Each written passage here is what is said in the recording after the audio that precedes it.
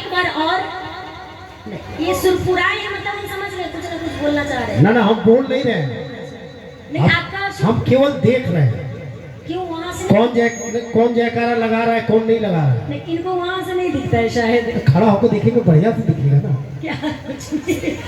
एक बार मैं चाहूंगी, कहते हैं ना कि जिस भजन में राम का नाम न हो उस भजन को गाना ना चाहिए। तो एक बार राम नाम का जयकारा लगा दे, ठीक है? एक बार उठाइए लंबे लंबे हाथ, इधर से भी और इधर से भी, सभी कोई बोले जय जय श्री राम, जय श्री राम।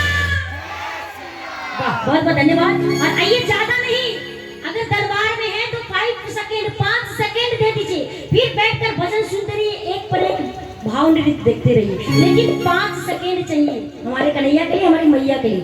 उठाइए लंबे लंबे हाथ सभी कोई, और ताली बजाते हुए तुझे पाने की खातिर तेरे दर, तुझे पाने की खातिर तेरे दर, हम भी झोली फैलाए हुए तेरे दर, हम भी झोली फैलाए हुए। और सुनिएगा, यहाँ झोली सभी की है भरती, यहाँ झोली सभी की भरती, इसलिए हम भी आए,